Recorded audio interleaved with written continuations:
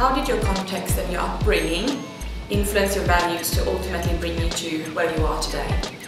I think quite deeply in two levels. I think one level is the context of oppression. So whoever has grown up under a dictatorship knows what it means that you cannot go to the streets or you are arrested, as I was, just because you are pamphleting for democracy. Secondly, I grown up in a very, very unequal country. So Brazil is still quite unequal today, but was much worse 30 years ago when I was starting my activism. And seeing that injustice every day of a country that was growing like 10% a year on GDP, but at the same time had one of the worst situations for the people in extreme poverty, has been for me quite a motivating factor of how to tackle that injustice. What sort of impact, positives and negatives, do you believe the coming of the digital age has had on activism? I think mostly positive. The greater impact is the reach.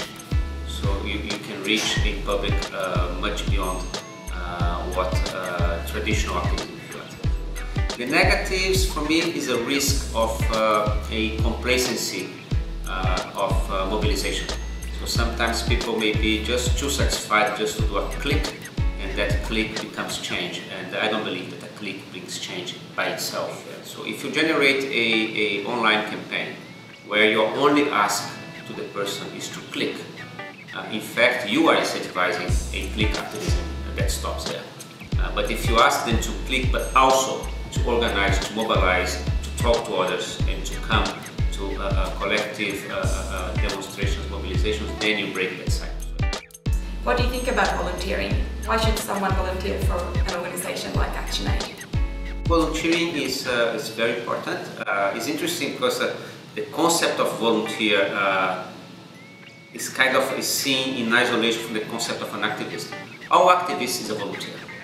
Everyone that goes and takes on a cause and starts organizing, mobilizing, doing something about a cause is doing that out of being a volunteer. And I think actually it's a good place for that.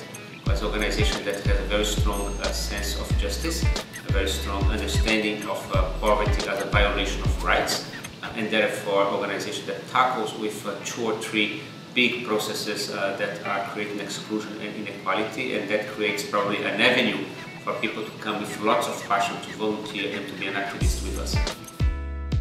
What does the future hold for humanitarian organisations like ActionAid, and what does ActionAid need to do to be more successful in the future? My sense is that there will be a lot of work for organizations like us.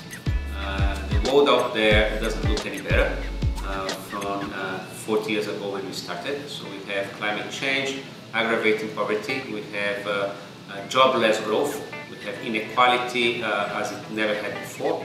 So there will be lots of work. But that requires some change, and I think one of the changes is how we better involve youth. We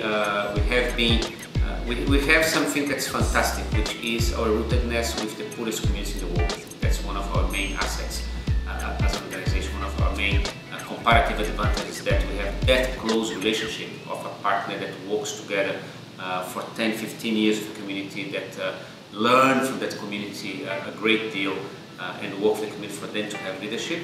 But there is a need for us also to better embrace activism and youth engagement. And the moment that we can actually connect both and see youth engagement, both in terms of medium-class youth, students' movements in the cities, as well as youth engagement at poor communities. And if we can bridge that and get the youth at poor communities involved and mobilized, I think that would be a great contribution for a stronger change process in the future.